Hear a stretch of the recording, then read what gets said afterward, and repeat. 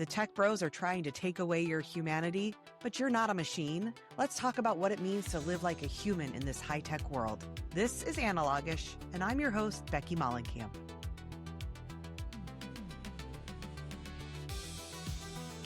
I am really thrilled today to be joined by Bree, who is a mindfulness facilitator, AI practitioner, and digital strategist who turns Wi-Fi signals into creative revolutions. That just sounds wonderful. Author of Aligned, Not Automated, and host of the Fabulous Fuckery podcast. Perfect name. She helps soft hustlers align with purpose, integrate AI with intention, and protect their creative flame. And I wanted to have you here, Bree, because that feels so perfect for what I want to talk about with the show, which is this show is not meant to shame, blame, guilt people into saying you need to not use technology. I don't think that's realistic. I don't even know that that's helpful, right? Technology can serve a point, but also how do we still feel aligned, human, calm, peaceful, happy, joy, all of those things while using these tools so they don't take over. So thank you for being here. Thank you for having me. Congratulations. Thank you. And hearing that, what's the first thing that comes up for you when you think about that idea of technology serving us versus technology sort of taking over for us? Technology serving us means we should have more time to be analog, which is why I love the name of your podcast. The time you save from using your tool like a tool should save you enough time to do something fun. Go make a candle, go touch grass, go look out of a window. You should be able to navel gaze. I believe that these tools are our employees and we are not its employees. And we need to work on what that balance looks like. Everybody wanted work-life balance for so long. Now we have the technology to do so. Yes. Well, first of all, I just want to quickly say I bought touchfuckinggrass.com for this website or for this podcast. So that's very exciting because yes, we just need to touch some fucking grass, right? But technology offers the promise of us being able to work less. And inside capitalism, what happens instead is the expectation that we should use technology to help us to work more. And is that the fundamental tension that creates the problem that you see? Yes, and that's actually where the book came from. So we're using these AI tools, these productivity tools, and everyone I know is burned out. Yes. So everyone's tired. Everyone's like, oh, I did these 75 things today. And I'm like, well, how do you feel? And they're like, I'm exhausted. Well, you shouldn't be exhausted. If you have animated employees, everybody's like, oh, I got these AI agent. I hired 5 AI agent employees. Well, if you have to go behind them and double check all the work all the time, you have given yourself another low level position. So did you really hire 5 AI employees or did you stress yourself out more because they're all spitting out junk? So I say do a couple of things you can automate really, really simply and see how that works for you before you move into this lifestyle of I've automated and now I've, written 17 books this year. It's like, dude, what? Right. We're automating ourselves too within an inch of our lives. It's not It particularly sounds like helpful. fun. It sounds like fun. I would love to be but also is all this productivity bringing you income or are you just spinning your wheels? What's the Ooh, outcome of this? Bree, I feel like you're calling me out a little bit today. True. But you mentioned automating. The book that you mentioned that you wrote is called Aligned, Not Automated. So what does that look like then? What does alignment versus automation mean to you when you think of those differences? So automation, of course, is the process of taking your workflows and putting it on, a button. It just generates automatically. But are you doing it from a place of purpose?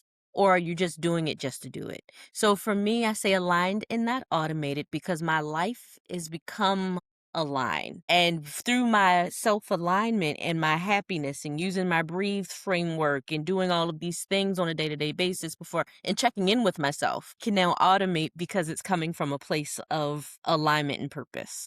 So now I've created these workflows because I know what they're for. I didn't just wake up one day, get on Thread, see someone wrote a thread about using Claude to make a Spotify playlist. Does this Spotify playlist serve a purpose in my life before I have an agent someone made an agent that makes playlists yesterday. I was on Threads. And I'm like, that's cool if you're a DJ, but I'm just a lady in the house. I'm not too important that I can't make a YouTube freaking playlist for the cleaning my house. It's just, we're automating things that really aren't helping us? Are the Yeah. things you're doing making your life or someone else's life better? Well, and it's because I think some of that is it's new for most of us. It's interesting. It's fun. It offers all these creative outlets that we didn't think about before. But the piece that I'm hearing you say is there's not a lot of intentionality and mindfulness being brought into the experience for a lot of people. For a lot of people, think about when social media first started. And it was cool because you could talk to your cousin in Alaska that you never see, and yay. And then companies said, oh, we can make money with this. And AI and social media and everything became part of this ecosystem that didn't become fun anymore. It's not fun anymore. I don't want to be on Facebook. I don't want to be on Threads, but I have to be. So it's, with AI, we're going to get to a point where that shiny new toy is gonna start to wear off on everyone. That new car smell is starting to, people are like, Claude took away some major features the other day. What are you paying $200 a month for if I'm not getting that? That new car smell is starting to dissipate. And we have to really figure out what role this has in their lives moving forward. Yeah. Well, let's back up just a little bit because that's where I would like to go is talking about the role that it can play and how you're using it, how other people maybe want to start to think about their relationship with it. But before that, your background is as a digital strategist with NASA. And Yes. you do a lot. I mean, your work, it is not like you are a Luddite. You are a tech person, right? You love tech, you've used tech. So, how has your relationship with tech evolved over the years to reflect kind of where you're at now with this idea of alignment and not just automation? So I am a Zennial, so I'm that Gen X millennial baby. I was told, climb the corporate ladder, be a VP by 40, da da da da da. I'm like doing all the things, working up the government ladder, the brand managers for NASA social media platforms. Did that for many years, and I burnt out. I wasn't sleeping, wasn't eating, working from home, crying at my desk because I had a lot of things, a lot of big feelings I couldn't communicate because success is the end goal. People don't care about you as a whole person. That's your responsibility. Success is your end goal. And in doing that, I recognized that I was doing too much. What was I doing it for? Was I getting joy out of this? Sometimes on the weekends, I didn't even go do anything fun because I just slept all day. So my body was trying to heal itself in those 48 hours of freedom that you get after you sell your life for capitalism. And one day I just woke up. I had a mini stroke in 20 yeah, I had a mini stroke in 2024. Can I ask how old you were at the time? Huh? Can I ask how old you were at the time? 43? Yeah, and I only say that because I know you're clearly not 80. And I think No. too often we think these things happen to people that are much older. And this is part of what happens when we are caught up in that capitalist machine and not caring for ourselves. It can happen. And that's the thing. I was stressed out. My blood pressure was blah, blah, blah, blah, blah. And I was doing too much. And so my alignment journey had already began and I was fighting what I was learning as a certified mindfulness practitioner. And I'm teaching all these classes and I just burnt myself out. So I did a hard reset once I was able to get myself together and I really incorporated mindfulness and being offline into my healing process. And I leaned heavily on these AI tools to fill in the gap for me because it was a cognitive gap because my brain wasn't working 100% yet. I'm still processing how to, I was going through physical therapy. I'm trying to regain my sense of self again because my body failed, right?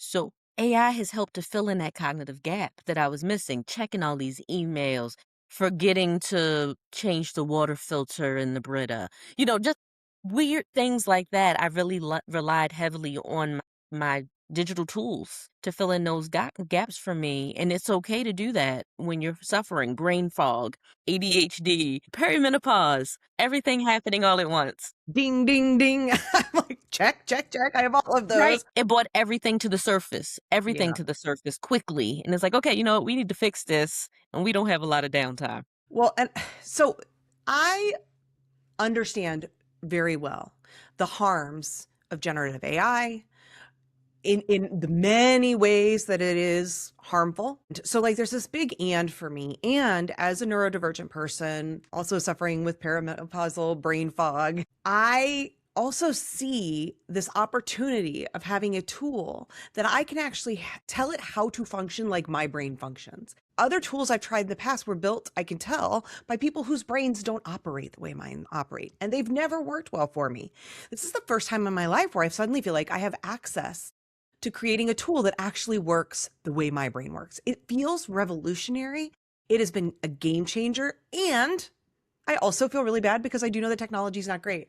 So I think that's part of the premise for me with the show is how do I find that place where I can honor that these tools can serve a purpose and not let myself fall down the rabbit hole that I think the tools are designed to make us do, which is to become dependent, to start using them in ways that we don't really need to be using them, right? Like, and then eventually, and I think probably not too far in the future, to charge us out the nose for all those things that we've now become dependent upon. So I'm curious, like, as you've been working with that, you're smiling. So I'm assuming you've been dealing or thinking about these same things. So to learn how much water is used, to learn that we're losing farmland potentially to replace with data centers is just frightening because this is against every science fiction book I've ever read, any Afrofuturism book I've ever read. We are Well, it's there.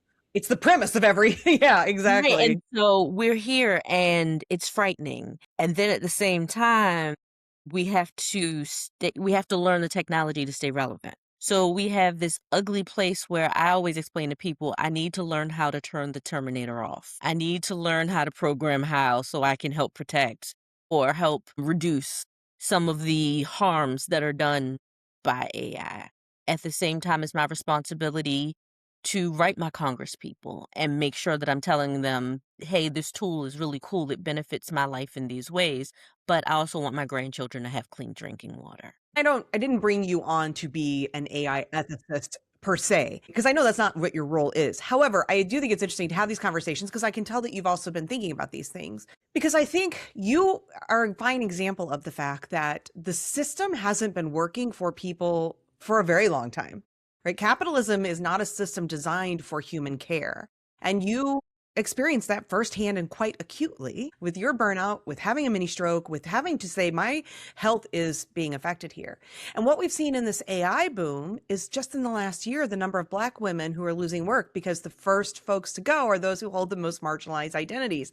And there's this tension of capitalism isn't designed for our health and care. If there are tools that we can use that help us tend to ourselves better, do our work better, stay relevant and able to be finding work in an environment that doesn't, that's trying to put us out of work, all of that Yes. seems important. And this other stuff. So I'm curious, just as a Black woman and as somebody who has been burned out, has been harmed by toxic capitalism, it sounds like where you're landing is I need to use these tools to my benefit. But what are the ways that you're sort of putting guardrails for yourself to not develop dependency and all of that? My guardrails are my analog time. I read a lot and I didn't realize how dependent I was on my Kindle until it died. So I said, "Oh, you know what? Just go buy." I went and got a used junk Kindle for like $20 from somewhere. But I said, I'm going to make a effort to buy more used books. So almost every book I buy is from a used bookstore, Salvation Army, Goodwill, just to make sure that I'm helping. You know what I mean? Like, but as you're talking about, it's just so many factors and so many things that lean into what's happening. And it's emotional, which is where a lot of the mindfulness work that I'm doing falls into that. And, those guardrails are making sure I'm logging off, making sure I'm reading, making sure what is this output that came here? Did you read it? I print it out. I mark it up. I'm like, I didn't write this. This sounds crazy. What is this? I even go back and I audit my credit usage. And I'm like, how many credits did this piece of junk use?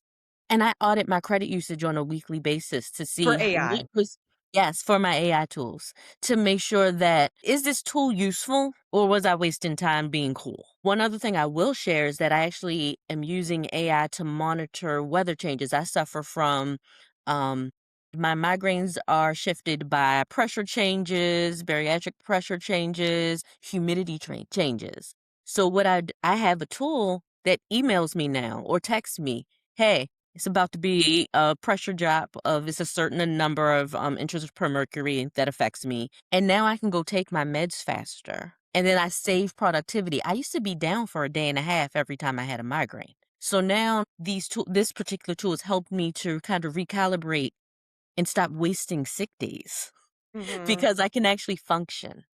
I don't know. I'm sitting here, Becky, like it's so many pieces of There are, and that's why this I don't think this is easy and why I call this analog-ish because I do think we have to explore the ish part. I think it's really easy for some folks that we see and no shade to those people who are very deeply concerned. I am too, I but am to say so we right? And but to say that we should not use these tools at all, that feels it's very challenging, So I right? have a balance. So what I figured is that most of the things I'm asking these tools to do, I can do with my eyes closed. I'm just using it to save time because I can now use my time to develop something stronger, finish my book, finish these other projects I'm working on.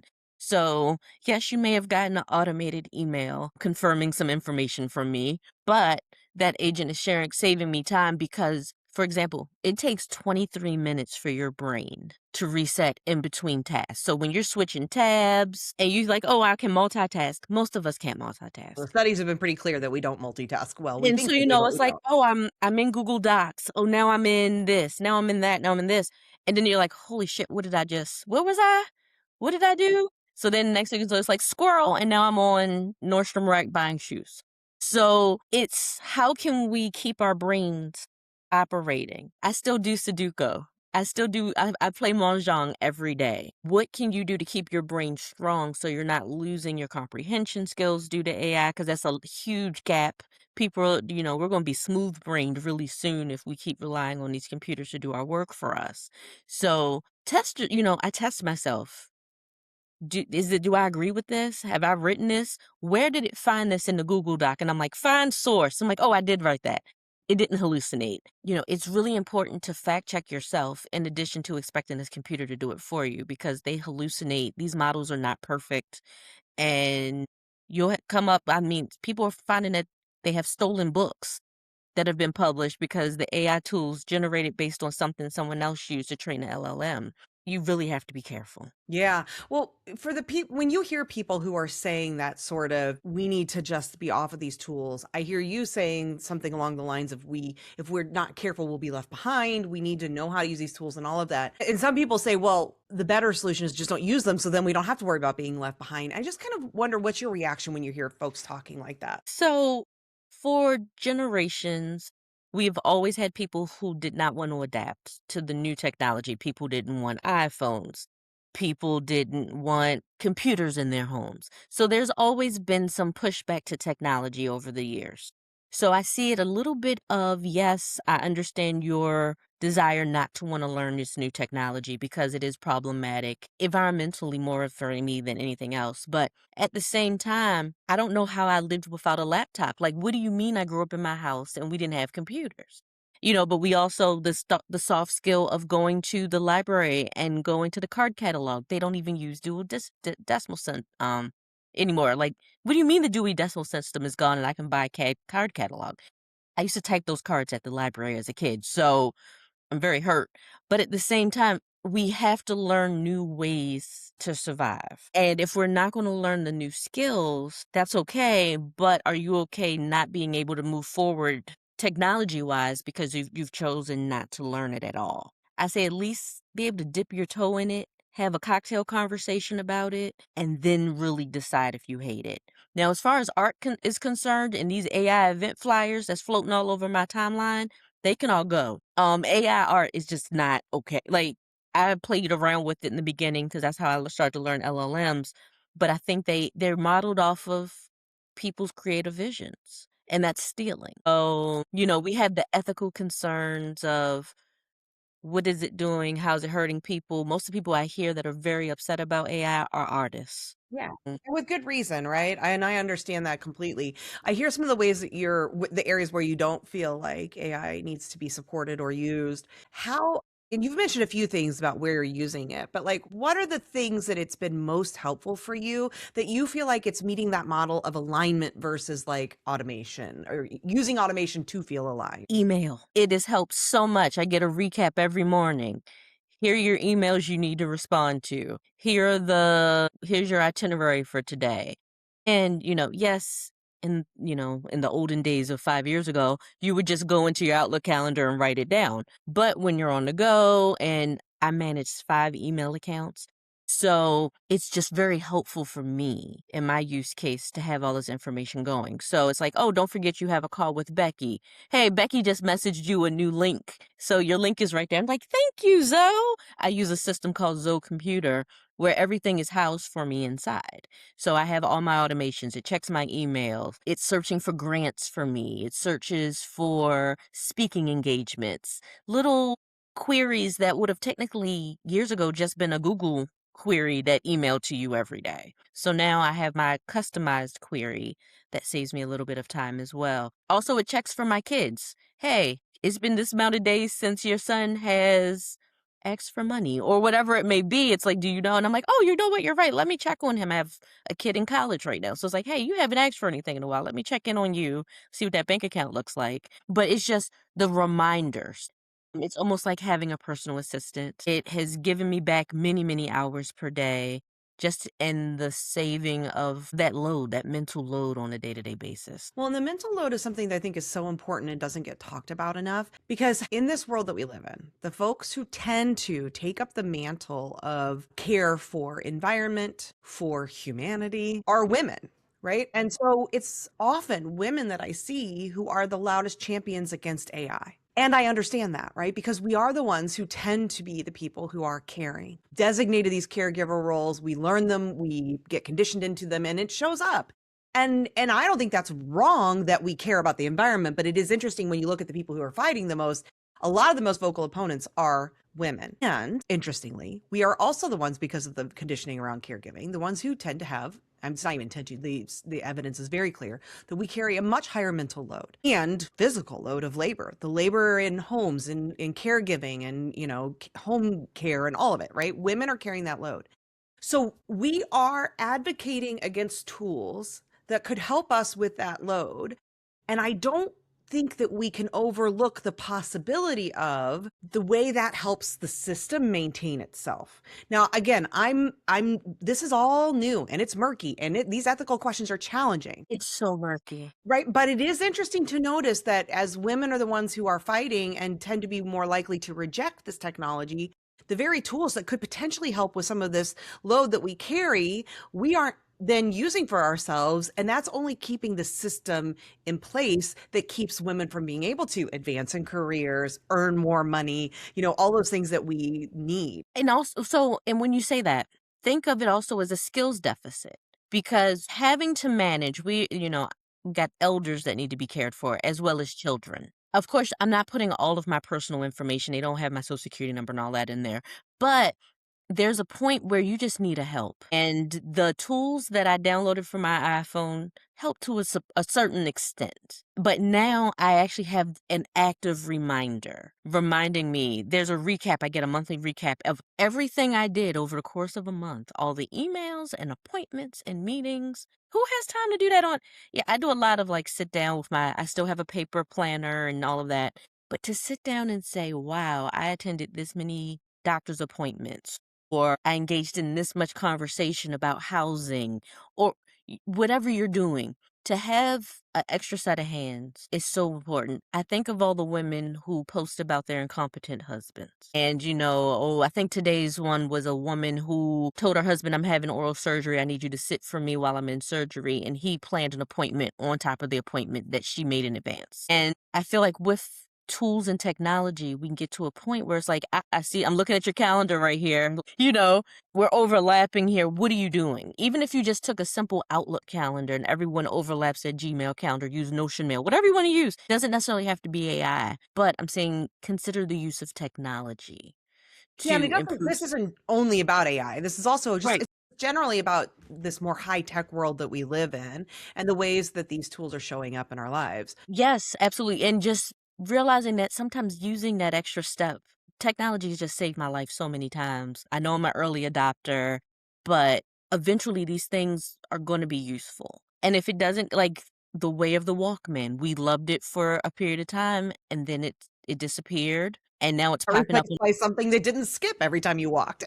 Right, and now they're starting to come back. Maxell just rolled out new Walkmans for the new century. So, everything ebbs and flows. AI may not even exist in this capacity in 2 years, 5 years, 10 years.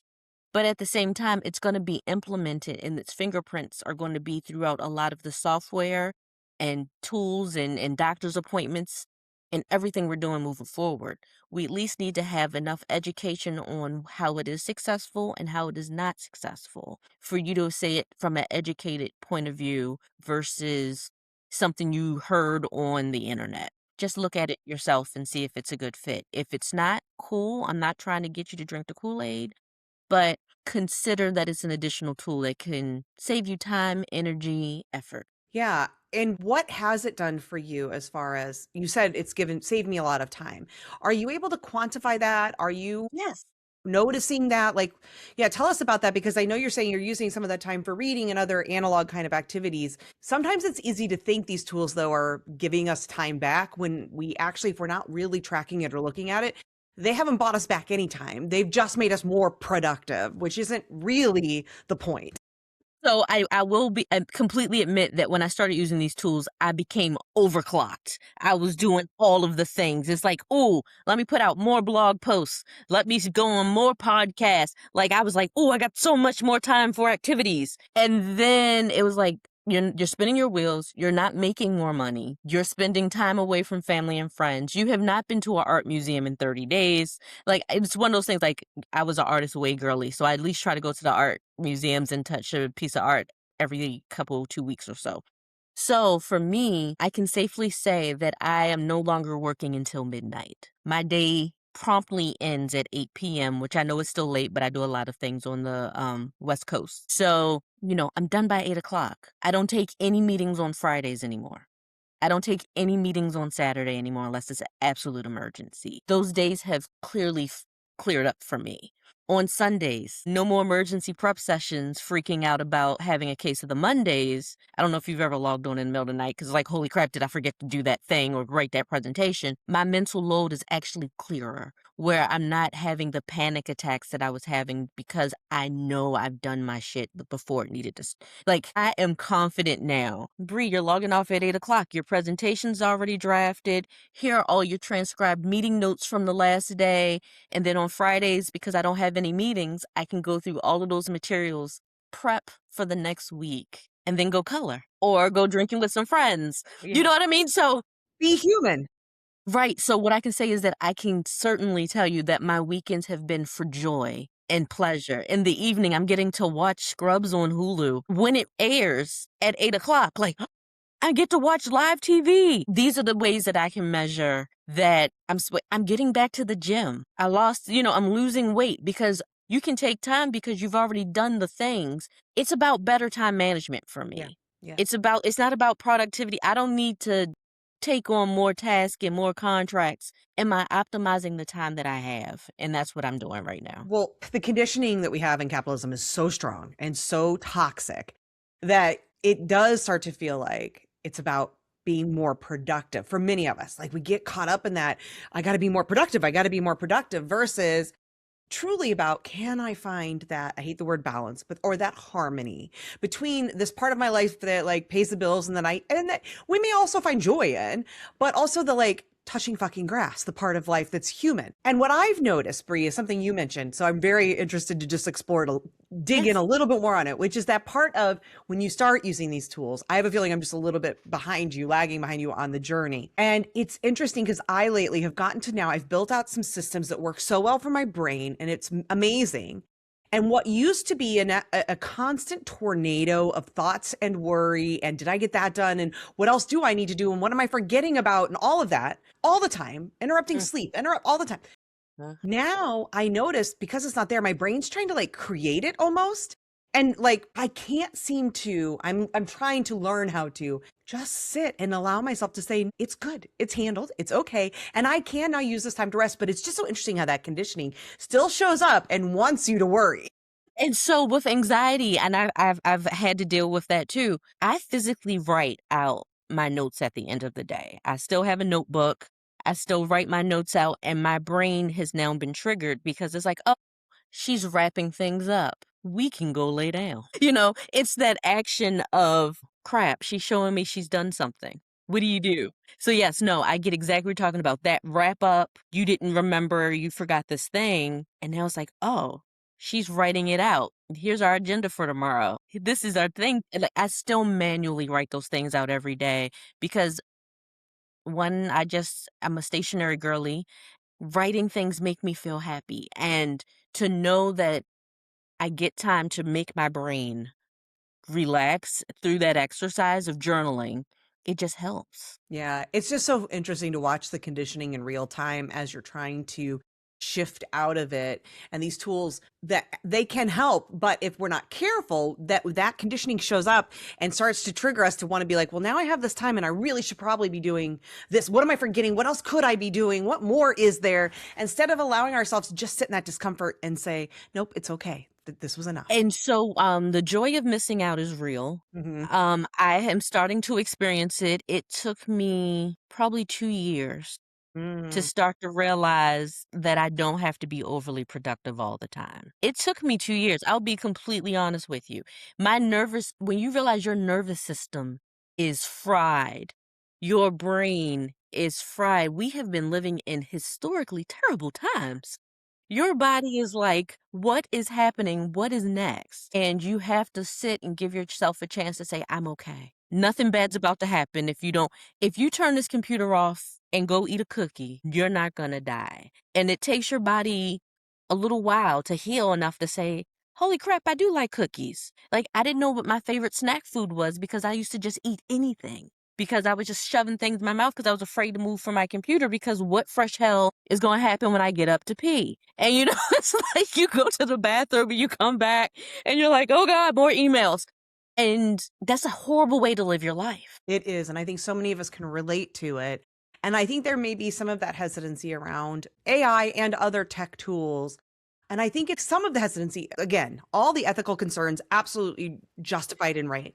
But I also think there's this part of it that I think some of us just feel in our bones of like, I don't want to do another tool. I don't want more technology. I don't want more of this because it feels like it's just the expectation then becomes that we have to be even more like machines, get even more done. And I think the joy of what I hope this episode is about for people is like that permission slip to say, no, the tool is meant to serve you and buy back some of that freedom, buy back some of that time instead of allowing ourselves to let these tools just make us feel that like participate even deeper into capitalism. And also to piggyback off of that, what is it? Analysis paralysis. There are too many tools. It's too many platforms. Everything does something different. It's okay to do your research and vet. I'm not a Claude girly. I know a lot of people love Claude. Claude is not for me, and that is okay. But at the same time, it's okay to say, you know what? I don't need any of this shit. I don't want nothing to do with any of it. Stick with I will work with people. I'm like, listen, you don't want to do an AI workflow? I got you. Let's do a Trello board flow. But also realize that using parts of those tools, there is AI involved. You may not like it, but a lot of these workflows are going to be AI based moving forward. So it's better to be able to say, let me know how to control my language model versus them doing it for me, which is what's happening in a lot of this software, especially like Copilot. But it it's okay to say I don't want to do these things. But just have the awareness of this is what's possible is Yeah. very helpful. It's so I think, helpful. and I think it's the invitation back to the intention and alignment piece of the invitation to say, I don't want to do these things, but doing that from an informed place and understanding that there are tools that can help you actually live a fuller life, a more humane and human life, if we can use those tools in the way we want with our value sets around them instead of capitalism, falling into the capitalism trap of they must be used to make you even more productive. And absolutely. And then also there's security and safety concerns. So, there are AI tools you can download to your desktop that work off of your desktop only, and it's not pumping out into other language models. So, it's different ways to work around a lot of the concerns that people have, but it's a lot of homework. And I feel like when our brains are already over processing, it's one more thing to learn. So if you don't have the time, follow me. I'll help you figure things out. And, it's like, Well, I love I that, Bree, because honestly, that's been one of my things too. And sometimes I'm like, is it because I'm getting old? I sound like an Mhm. old buddy duddy when I'm like, and I want to learn another tool because it does get exhausting after a while. You're like, it's just nonstop new tools. So, Bree, that's a great place for us to wrap up because tell people where can they learn more about you and learn from you. Well, you can follow me on any social media platform at baronessbree.com because I'm a baroness. Your And royalty. my email, I mean, yeah, but my website is baronessbree.com. You can find me Bree Nichelle anywhere. Just literally type it in and I'm going to pop up for you. The bulk of your work is around how do you help people use tools to make their lives work for them? Let's just figure out a workflow. Let's figure out what the systems are. So many of us have no system and we're drowning because we're still doing things the old way. And when I say the old way, I've walked into someone's house and they still have their letters and their letter thing and this is open and this is not opened and there's no filing process. So I am trying to just get her into a digital filing place. So there's ways to do things without stressing out and it's okay to consider new ideas to make your current ideas more beneficial. And especially for women, most especially for women of color, being able to reduce some of the burden that is placed on our shoulders is really important. It's extremely important, and people don't understand that we're tired. We're tired. We wake up tired, we go to bed tired, and you're expecting me to arrange protests and help figure out if your kids can pass this test. Like I do a lot of mom things, I do a lot of Yeah. community things. I want to be able to be effective in all of those places. But at the same time, we need to build in time for rest. And what I found is that most women don't have hobbies. Most women don't have community groups that they belong to. Their community group is their family. So as I'm watching them retire from their jobs that they love very much, they're like, oh, well, what do? We go get another job. So you see all these elderly women working at Macy's because they need something to do. When I retire, I don't want a second job. I'm retired. So, and some of it's financial need, I understand. But to be able to say, you know what, I'm retired and then these are the things that bring me joy. I like to have these hobbies. We need to develop those hobbies now versus in our twilight seasons. And we don't feel we have the spaciousness to give ourselves permission to do that. And that's where can we use tech to do that so that we are using the tech to do that versus the tech using us to be machines for capitalism. Let's live our best lives. Yes. Thank you, Bree, so much. I really appreciate your time. Thank you for having me. Thanks for listening to Analogish. This episode is over, but the world is still out there. Go find it.